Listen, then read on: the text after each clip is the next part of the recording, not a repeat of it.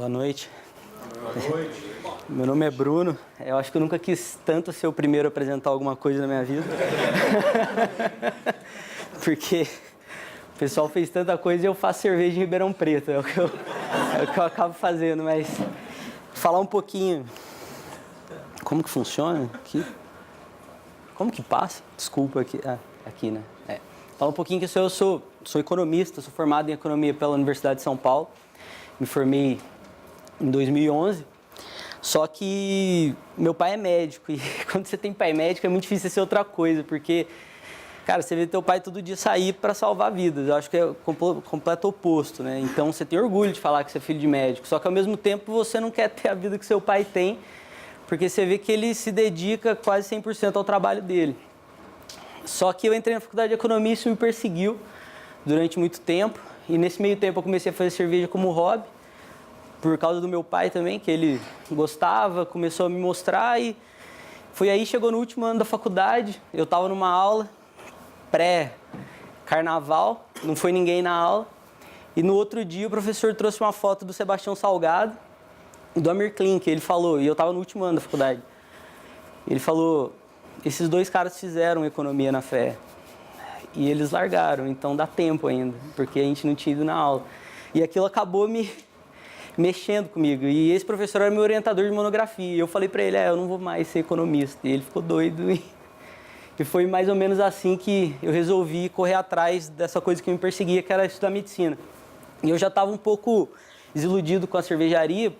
Eu era muito conhecido dentro do meio, por algumas cervejas que eu fiz na minha casa, mas eu não tinha dinheiro para começar uma cervejaria, né? E aí, quando eu estava no primeiro ano da faculdade, veio uma proposta de eu produzir via contrato.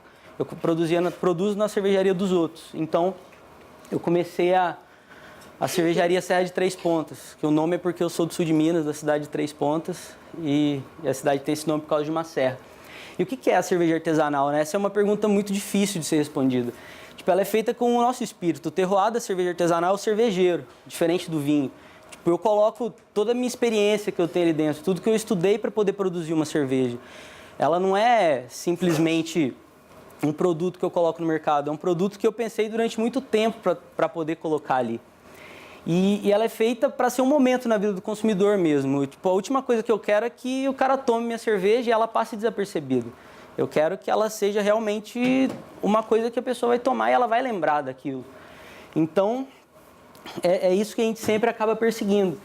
E ela é feita por quem realmente ama o que faz. Ninguém abre... Assim, algumas pessoas abrem a cervejaria simplesmente para ser um modo de ganhar dinheiro. Só que daqui a pouco vocês vão ver que no Brasil é muito difícil ganhar dinheiro com isso. Então, você acaba sendo um modo de vida mesmo, a produção de cerveja.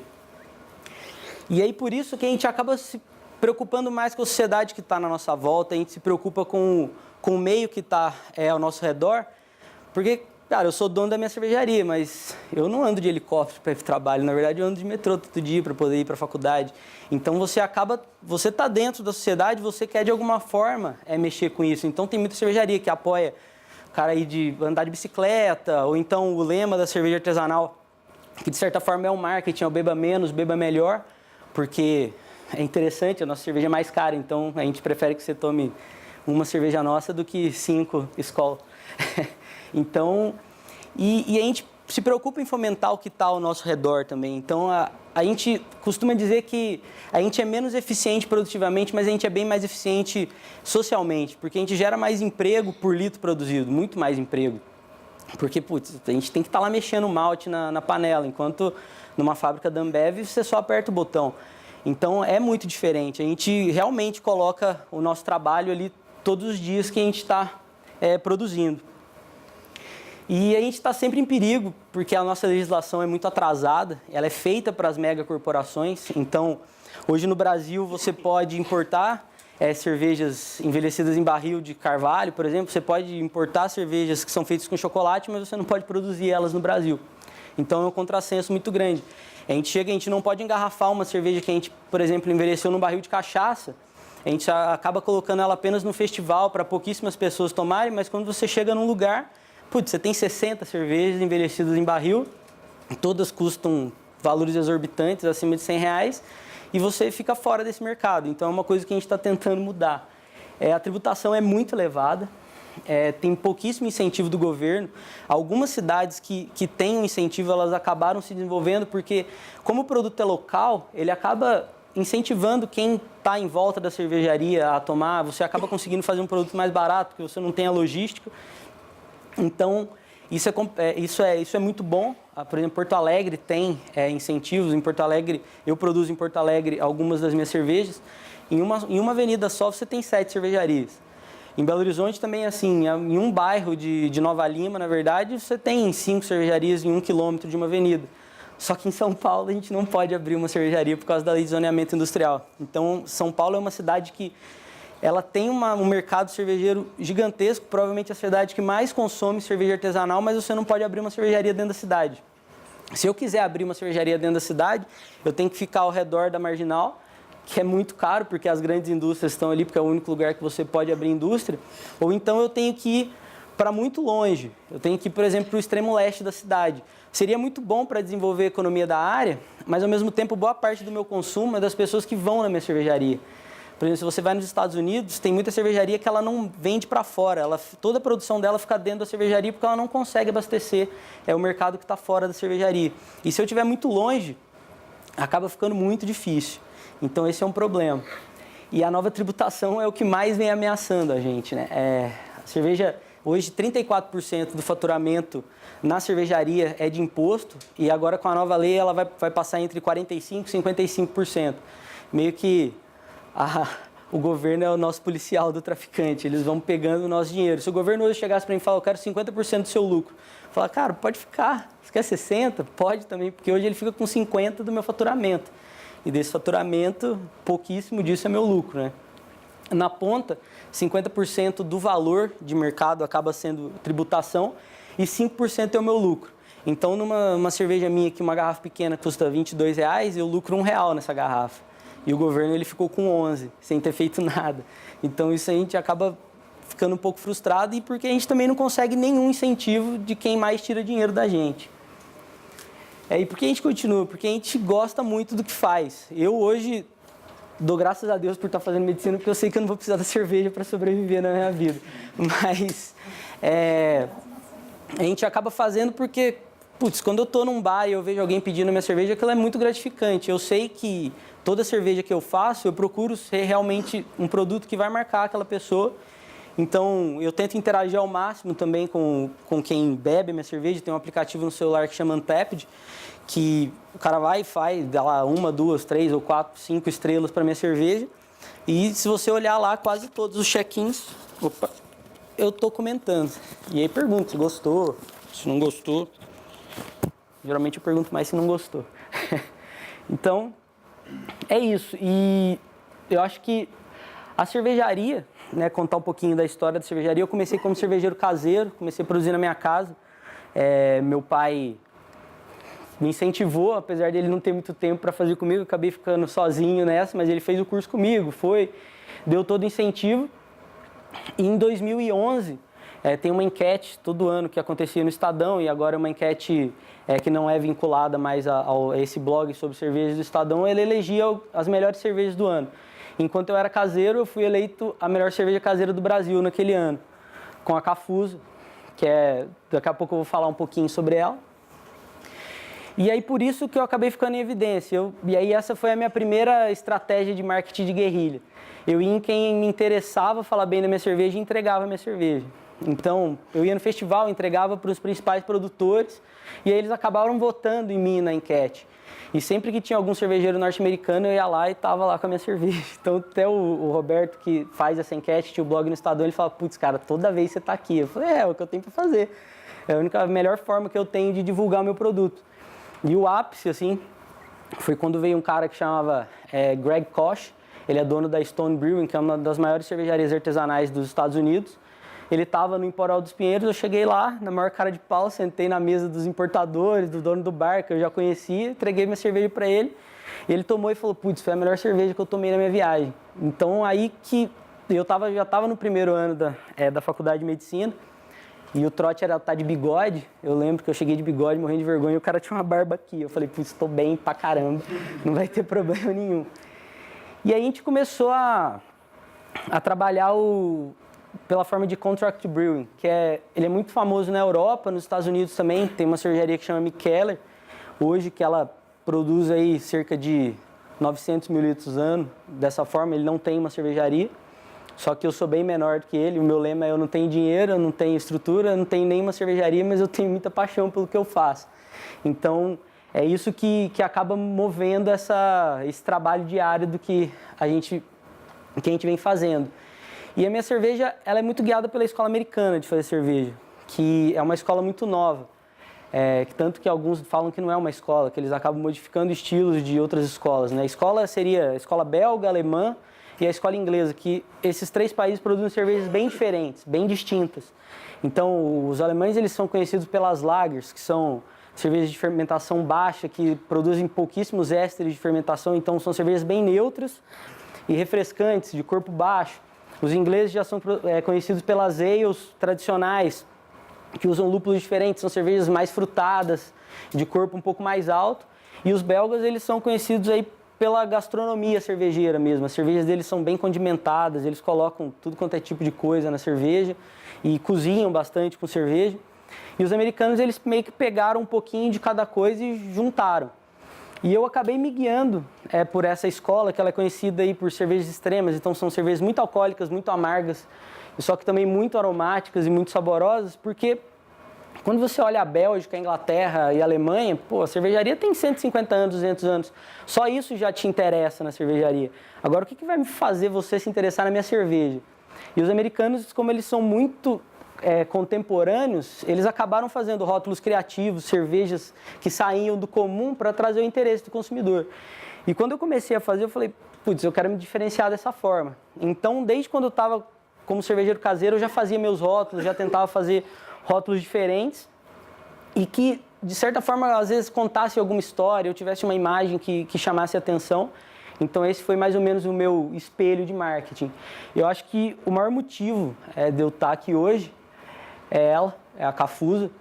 A Cafusa foi a cerveja que levou a gente a ser conhecido. Foi considerada a melhor cerveja caseira de 2011 e hoje ela é considerada a 5ª melhor cerveja no Brasil nesse aplicativo. Dentro do estilo dela, ela é a 5ª melhor cerveja do mundo no estilo.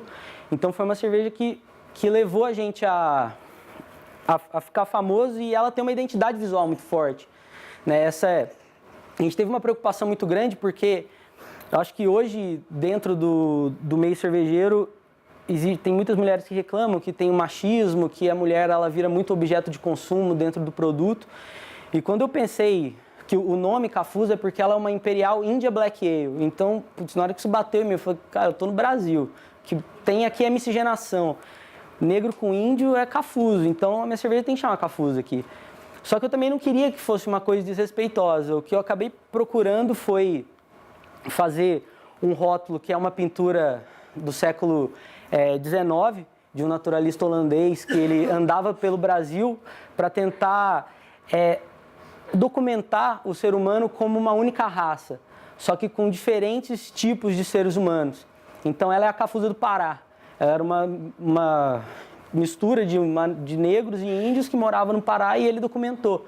E aí eu achei que seria uma boa, porque é uma pintura onde a mulher não está sendo explorada sexualmente de forma nenhuma, não tem um peitão, nem todas aquelas coisas que fazem parte do que a gente considera sendo o padrão de beleza, né? E ela tem a beleza dela, que é essa beleza que é da mistura que existe entre o ser humano. Então a gente acabou escolhendo ela para estar no nosso rótulo. Algumas pessoas acabaram reclamando, falaram que o rótulo lembrava muito a pintura de comércio de escravos. Mas aí o que eu disse assim, eu falo, gente, às vezes é muito difícil, porque às vezes a nossa sociedade ela está tão enraizada com tanto preconceito que às vezes você toma uma atitude achando que não tem preconceito nenhum e alguém acaba se sentindo ofendido. E aí, conversando, falei, mas se você for pensar, qualquer coisa que fosse feita naquela época teria esse estilo. Se você fosse fazer um cartaz abolicionista naquela época, teria esse estilo também. Então a gente acaba que não foi tão criticado por causa disso. Existem outras cervejas no mercado que são mais criticadas por esse posicionamento, talvez um pouco machista. Alguns falam que não, alguns falam que sim. E essa é uma coisa que eu até venho tentando trabalhar. A gente conversa com algumas mulheres, então a gente está tentando mudar um pouco essa coisa na cerveja, de falar que a cerveja não tem gênero, que é uma coisa que a mulher não tem que gostar de uma cerveja que vai fruta e o homem não tem que achar uma cerveja super amarga, gostosa para falar que ele é homem. Ele tem que gostar do que ele gosta, a mulher gosta do que ele gosta e do que ela gosta, e aí o mercado gira em torno disso. E isso acabou despertando porque eu via muita mulher tomando a Cafuso e achando muito legal, muito gostosa, e muito homem que achava muito amarga.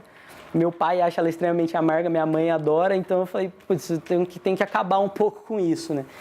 E foi assim que, foi essa cerveja que acabou norteando todo o desenvolvimento da minha marca. Tudo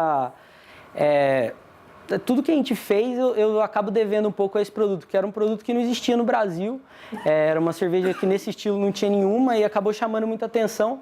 E ela tem uma identidade visual tão forte que acabou sendo um problema, porque quando a gente fez ela a primeira vez, eu cheguei para o designer e falei, cara, eu quero o meu logo na frente do rótulo. Ele, não cabe, porque essa é uma cerveja colaborativa. Eu fiz com o meu sócio na época, ele tinha uma outra marca, então são duas cervejarias envolvidas. Ele falou, não cabe, não sei o quê. Aí acabou que a gente precisava mandar para impressão, ele me mandou o rótulo assim e não tinha o que fazer. Ou era isso, ou a cervejaria ia ficar mais tempo no tanque, aí eu lancei com ela sem o símbolo. E ela tem uma identidade tão forte que todo mundo achava que era a cervejaria Cafuso, não a cerveja Cafuso. Então, hoje tem todo um trabalho para mudar um pouco isso. E como a gente trabalha por contrato, muita gente acaba colocando que a cerveja é da cervejaria que eu produzo, não minha. Então, é uma coisa nova no Brasil que a gente vem tentando mudar. E a partir daí, eu comecei a trabalhar outros rótulos. E o que eu acho que é engraçado é que o próximo rótulo que eu lancei é a Hop Lover. Hop é lúpulo. Essa é uma cerveja que o estilo dela é uma Imperial India Pale Ale. É uma cerveja que ela é caracterizada pela lupulagem muito forte. Lúpulo é uma planta que você coloca na cerveja que ela dá amargor, só que ela dá aroma e sabor também para a cerveja, né? E os lúpulos americanos, eles são cítricos, os europeus, eles são mais terrosos, mais condimentados, e isso é muito devido à característica do solo. E como a gente tem uma inspiração americana, a gente usa os lúpulos americanos para fazer. A cerveja é um estilo bem americano, que era um estilo pouquíssimo explorado, eu acho que surgiu lá, na verdade.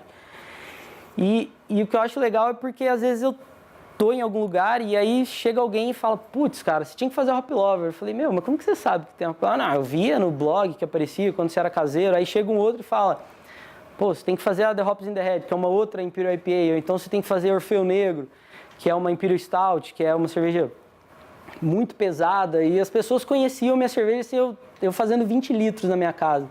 Então isso que acabou colocando a gente bem para frente para trazer a marca. E é isso.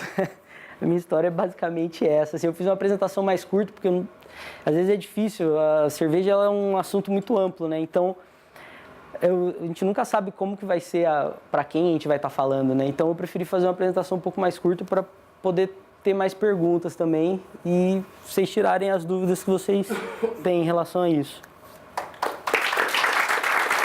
Obrigado.